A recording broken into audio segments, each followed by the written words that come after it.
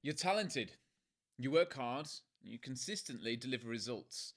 Your performance reviews are solid. You put in the hours and you know your stuff inside and out. So why do you keep getting passed over for that big promotion?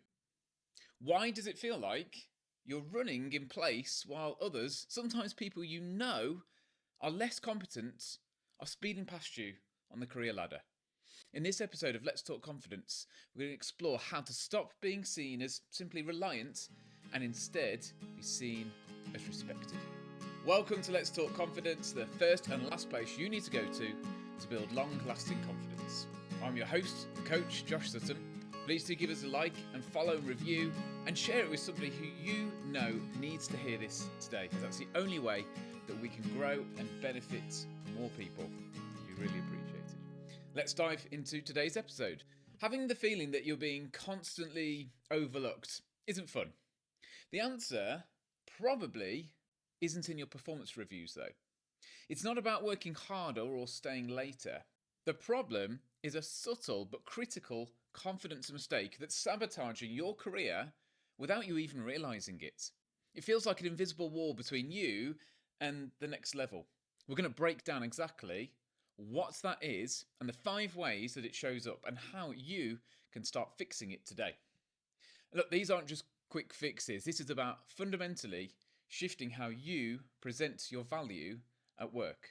And by the end of this, you'll have a clear playbook to make sure that the next time a promotion comes up, your name is at the top of the list. Okay, let's dive in. The single biggest mistake costing you a promotion is what I call the contribution fallacy. This is the belief, often one you don't even know you have, that just doing your job exceptionally well is enough to get recognized and rewarded. It's the idea that your hard work should speak for itself. You think that if you just keep your head down and deliver flawless work, flawless results, your boss and other leaders will naturally notice you and promote you. And I'm here to tell you that belief, whilst noble, is flat out wrong in most companies. Your work doesn't speak. It can't. It doesn't have a voice. You are its voice. The truth that nobody tells you is that promotions aren't just a reward for what you've done. They're an investment in your future potential. And leaders can only invest in potential that they can actually see. And this is why less competent people sometimes get promoted. They've figured out that perception is just as important as reality. The contribution fallacy creates a dangerous blind spot. You get so focused on the what, the tasks, the projects, the reports, that you completely ignore the how. How you talk about your value, how you build and bring influence, and how you show leadership potential beyond your job description.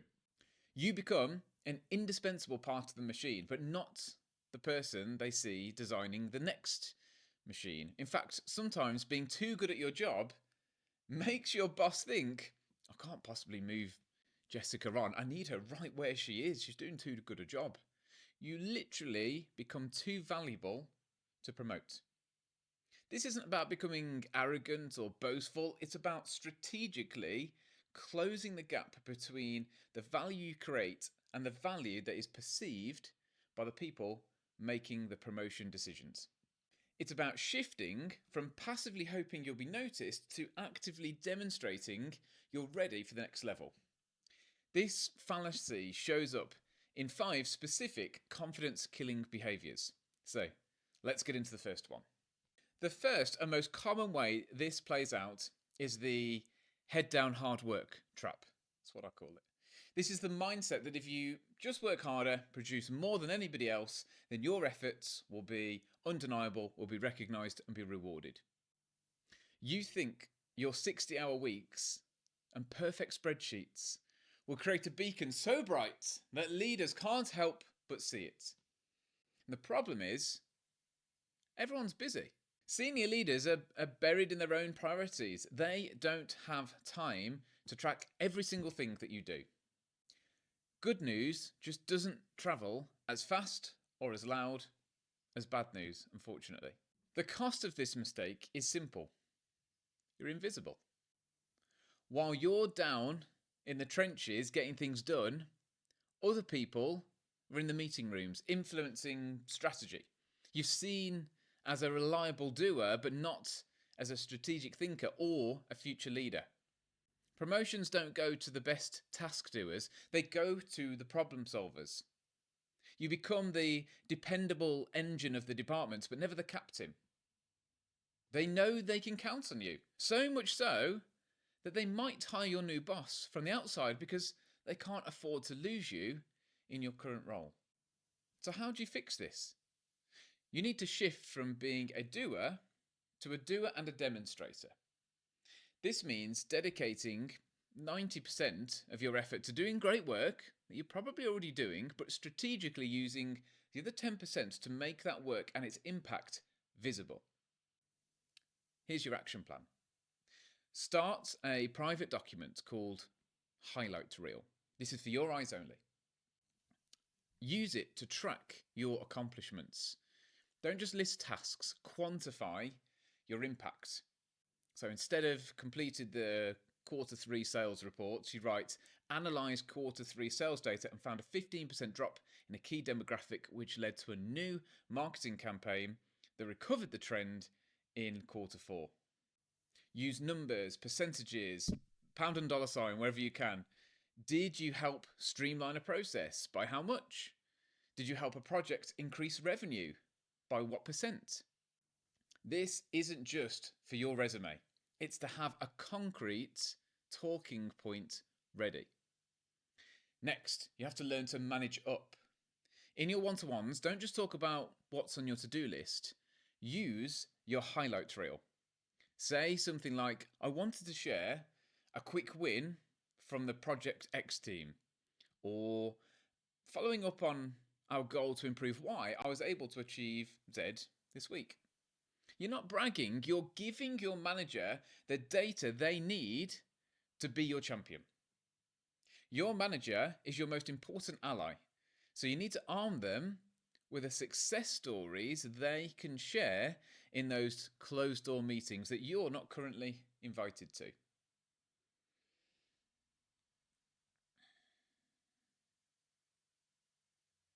The second mistake is the meeting silence syndrome.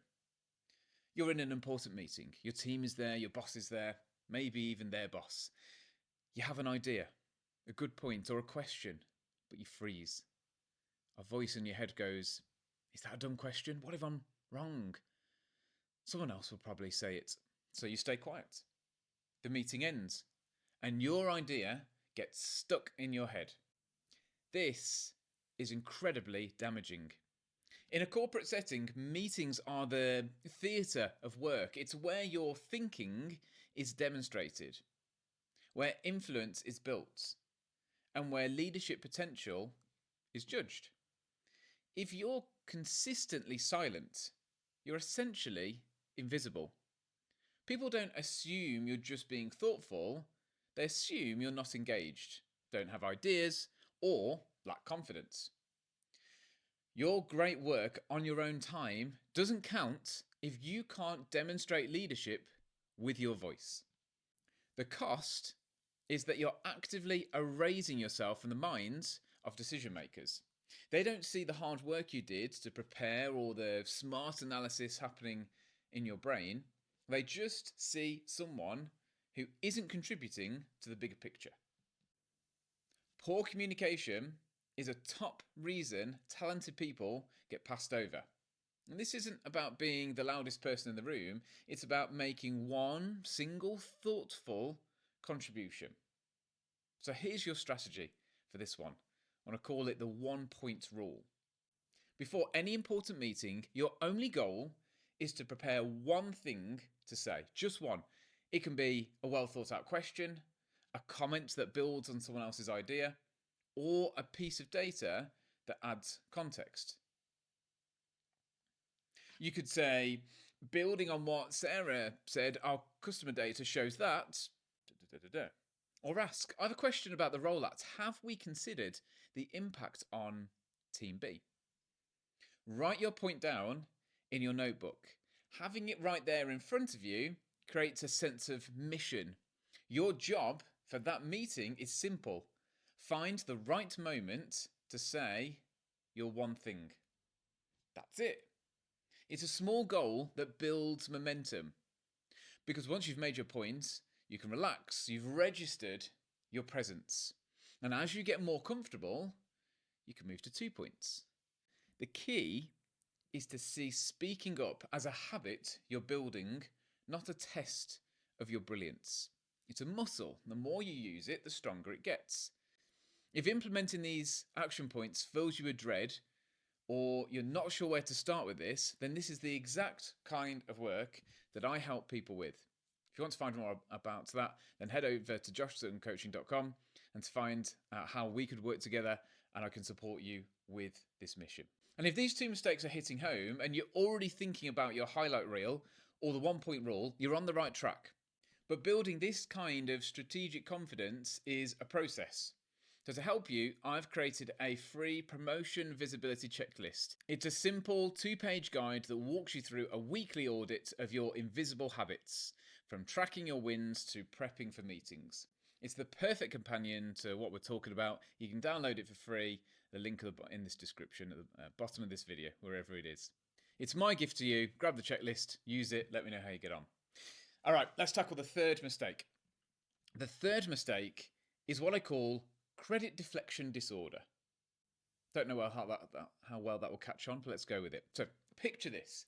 A senior leader praises your work on a successful project. Your instant reaction for many people is to say, it was a team effort. I couldn't have done it without Sarah, Mike, and then name the room. Or you brush it off with, it was nothing really. Whilst being humble and acknowledging your team are great qualities, always deflecting credit is actually a form of self-sabotage. This usually comes from a good place. You don't want to be seen as arrogant. You want to involve other people.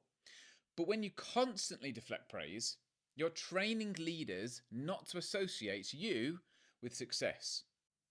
You're basically handing the credit for your hard work to someone else and writing yourself out of the story.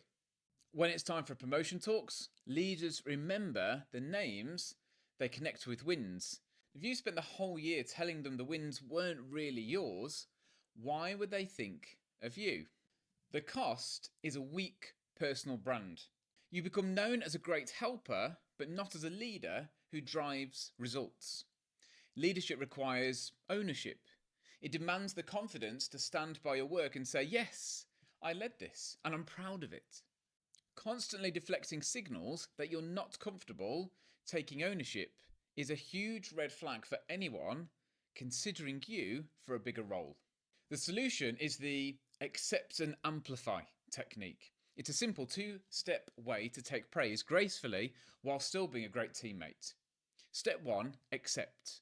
When someone praises you, the very first words out of your mouth needs to be, thank you, or I appreciate that.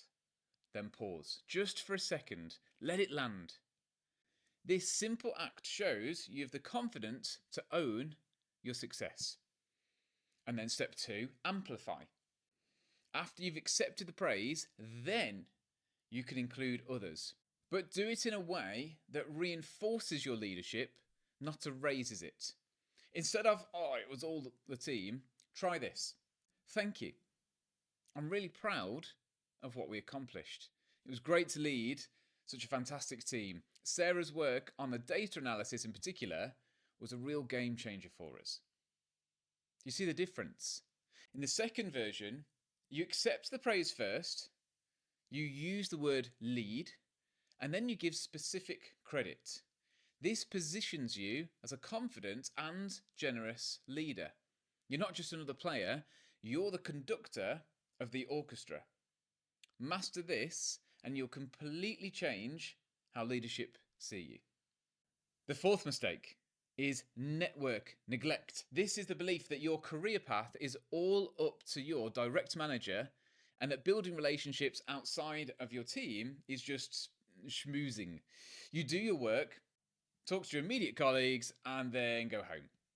You might feel like office happy hours or coffee chats with other departments are a waste of time.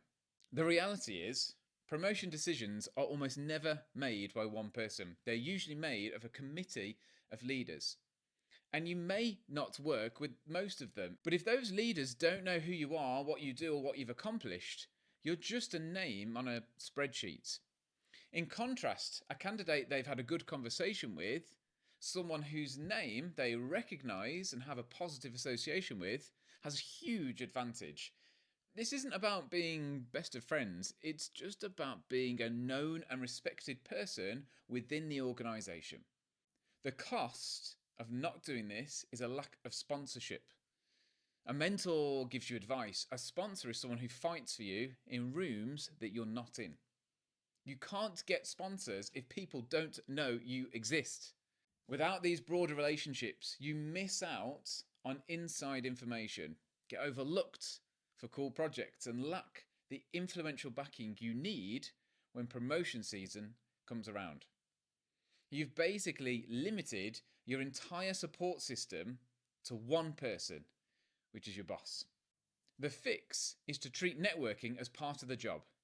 Adopt the 3 connections a month rule. Your goal is to have 3 strategic coffee chats, or however you want to work it, every month. It can be virtual, it can be in person. First, identify people in 3 groups. Number 1, peers in other departments you work with. Number 2, senior leaders, one or two levels above you, whose work you admire. And number 3, people in your own department who are seen as top performers. Second, reach out for a quick 15 to 20 minute chat.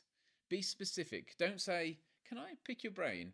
Instead, try, "I was really impressed by the Project Phoenix launch, and I'd love to learn how your team handled the logistics. Do you have 15 minutes for a quick chat?" You're showing respect for their time and their expertise. Third, in the meeting, just listen. Ask good questions about their work and their career. And at the end, try to offer something back. Something like, "If my team's data on customer engagement could ever be helpful, just let me know." This builds a two-way street. And by building this web of connections, you're creating a safety net and a launch pad for your career. The fifth and final mistake is feedback fear. This is when you either avoid asking for feedback or get defensive when someone gives you constructive criticism. You might feel like asking for feedback makes you look weak, or when your boss points out an area of improvement, you hear it as a personal attack instead of helpful advice. This fear is a massive roadblock. Top performers actively hunt for feedback. They see it as free intelligence to help them get better. Avoiding feedback signals a fixed mindset, a belief that your abilities are what they are. Companies want to promote people with a growth mindset, people who are adaptable and always trying to improve. If you're hesitant to feedback, you're telling your boss you're not ready for the challenges of a bigger job and that you lack the self-awareness to lead. The cost of this is stagnation. Without feedback, you can't see your own blind spots. You'll keep making the same mistakes and you fail to build the skills you need for the next level. Your manager might even stop giving you the honest feedback altogether, which is a terrible sign. It means they've decided that you're not receptive and have quietly concluded you've hit your ceiling. The solution is to become a feedback seeker. You have to reframe feedback not as a judgment, but as a gift. Here's how. Instead of asking a vague question like, "Do you have any feedback for me?" get specific. Go to your manager or a trusted colleague and say, "I'm working on my presentation skills. In the team meeting next week, could you listen out for clarity and give me just one tip to improve this afterwards?" Or after a big project, ask, "What's one thing I could have done to make that project run even more smoothly?" This does 3 things. It shows you're self-aware, it makes it easy for someone else to give you useful advice, and it puts you in control. When you get the feedback, your only job is to listen. Don't argue, don't defend, don't explain. Your only response should be, "Thank you for your feedback. I'm really going to think about that. This shows maturity. By turning feedback from something you dread into something you seek, you send the strongest possible signal that you're ready for that promotion. So those are my 5 tips to help you go from seen as reliable to respected. The big mistake is thinking your good work is enough, and it leads to these 5 behaviours: the head down, hard work trap, the meeting silence syndrome, the credit deflection disorder, the network neglect, and the feedback fear. It's easy to see how these habits, which often come from a good place, like humility, not wanting to say the wrong thing, but it can make you invisible at work and stop you in your career progress. The common thread is about being passive about your career, waiting to be chosen, hoping to be noticed. But promotions don't work that way. It requires a shift from being a passive performer to an active and visible contributor. This isn't about changing who you are, it's about giving your talent the voice it deserves. Start small. Pick just one of these mistakes to work on this month. Maybe it's using the 1-point rule in your next meeting, or setting up your first networking chat. Building this kind of confidence is a journey. It's not an overnight flip of a switch. The power to change your career path is in your hands. You have the talent. You have the work ethic. Now you have the strategy. Stop letting this one confidence mistake cost you the promotion you've already earned. I want you to get inspired. I want you to stand out. And so my question for you is this: which of the 5 mistakes resonates with you the most? And what's the one action that you're going to take, that you're going to commit to from this week and start fixing it? Reach out to me via email or head to my website, joshsuttoncoaching.com. I'd love to hear how you get on. Make yourself committed to it. It's even more powerful. That's all for this episode. Don't forget to download the free promotion visibility checklist from the description. It'll be a huge help as you start putting these ideas into practice. If you want to find out more about teaming up with me as your coach to help supercharge your own confidence, head to joshsuttoncoaching.com. It'd be great to have a conversation with you. I'm your coach, Josh Sutton. Let's talk confidence.